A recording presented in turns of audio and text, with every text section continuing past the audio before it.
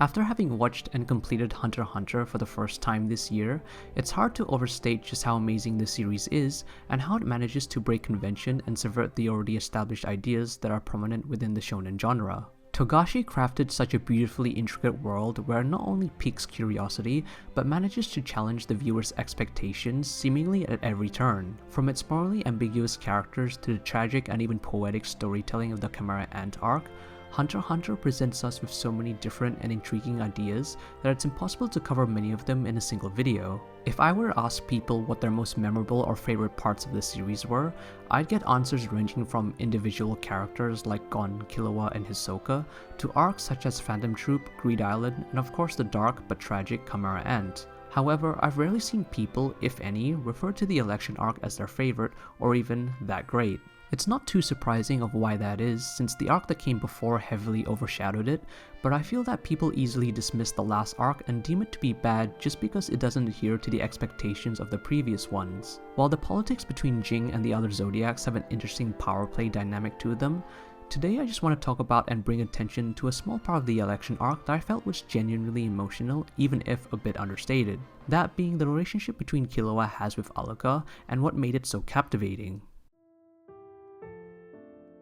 The Zoldyck family, as shown to us in the world of Hunter x Hunter, has one of the most unique and weird family relationships I've seen in any anime. Being a house full of deadly assassins, each member has a distinctive personality that ranges from possessive to borderline insane, although they each have their own set of codes and values they follow. When it comes to the future of their family and children, the Zoldicks almost have a traditionalist mindset. Killua's father, mother, and grandfather all have this expectation that he will become a full-fledged assassin who will later grow to be the successor of the Zoldyck family. It's from this expectation that Killua himself has said that from a young age he was trained and subjected to all kinds of torture and built up a tolerance for pain. Killua is favored as the most important child because to the adults he's seen as the young prodigy who will later take over the family business, while his other siblings are envious of his status and so try to demean and degrade him at every chance. However, it's because of Killua's pivotal role within the family that his acceptance and reconciliation with Alluka at the end of the series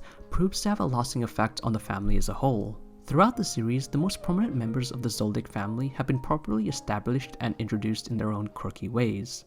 Of course, to say that the family functions in any way that can be perceived as normal would be a bit of a stretch. Nonetheless, the Zoldicks have fundamental rules set within the family that all members must abide by.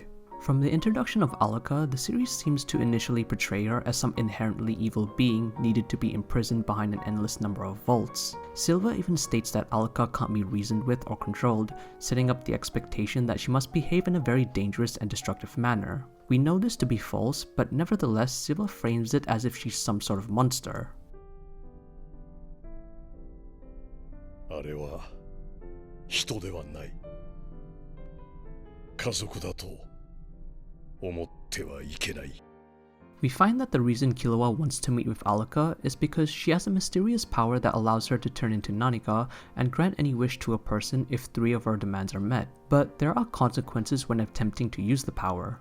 I won't delve too deeply into what the exact rules are since I don't think it's relevant in the grand narrative, but essentially the bigger the wish someone asks for, the bigger the consequence is for the next person if they fail to meet 3 of Alluka's requests. This can range from anything such as a simple hug to asking a person to die. It's because of this dangerous ability that Alluka has been locked up for most of her life and kept away from the outside world. Within the Zoldyck family, everyone refers to Alluka either as their son or little brother, while Killua is the only person who takes into consideration her feelings and acknowledges her as his younger sister. It's not explicitly stated what gender Alluka was born with, nor does it even matter, but the family's insensitive approach to the topic is disheartening and even alienating to a person who's connected by blood.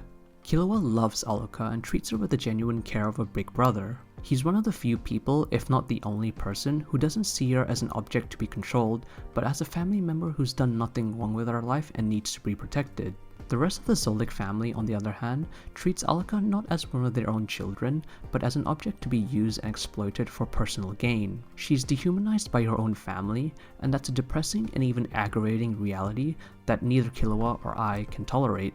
As a brother, Killua never thinks to take advantage or abuse Alluka's powers for personal gain, but instead genuinely cares for her well-being and happiness. He takes action not for himself, but for Alluka's freedom and Gon's survival. It's this strong sense of honesty and loving duty that Killua has for Alka that I feel goes unnoticed and unappreciated. はるか、もしも世界中でアルカのこと大好きなのがお兄ちゃんだけだったら悲しいか？ What's really interesting with the portrayal of Alka within this arc is how Hunter x Hunter frames his ideas in such a way that it breaks convention. As shown throughout this arc, when given the chance for a wish to be granted, every person except for Killua has wished for something that they desire, from materialistic possession to pure power, which results with a more cruel demand. Nanika is seen by everyone as a curse whose power is inherently evil. However, as stated by Killua in the climactic episode, Nanika has never made a cruel request after healing someone. Nanika is kinder than anyone. The one who's cursed is the one who wishes. It's knowing these lines can we finally begin to understand what Killua and Alka's relationship is all about. The most evil or cruel things in the world don't inherently come from the unknown, but from how humans choose to either understand or cast away each other. It's this core message that makes Killua and Alka's relationship so well written. During the emotional climax of the arc, Killua strongly believes that after healing Gon, the best case scenario would be to never summon Nanika. He doesn't want to use Alka by issuing commands, and so tells Nanika to never come out ever again, despite all her pleas of how much she loves him. Killua thinks that sacrificing Nanika will bring freedom towards Alka. However, he's mistaken with that mentality. This upsets Alka as she turns towards her brother angrily and convinces him that if he wants to protect her, he also needs to protect Nanika.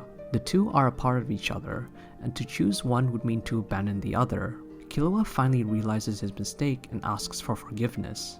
Abandoning Nanika wasn't the right choice because it ultimately means giving in to how the rest of the family views her as a tool, and it's for that very reason why Killua was so afraid. He didn't take into account her feelings, but let outside views dictate the way he perceived her. Nanika is her own person, just like anyone else.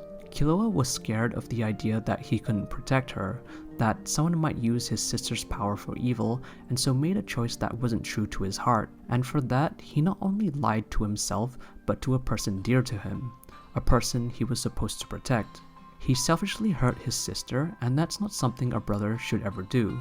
But it's knowing his mistakes can he finally begin to make amends and start over. What comes after is a truly genuine and tender, heartfelt moment. はい。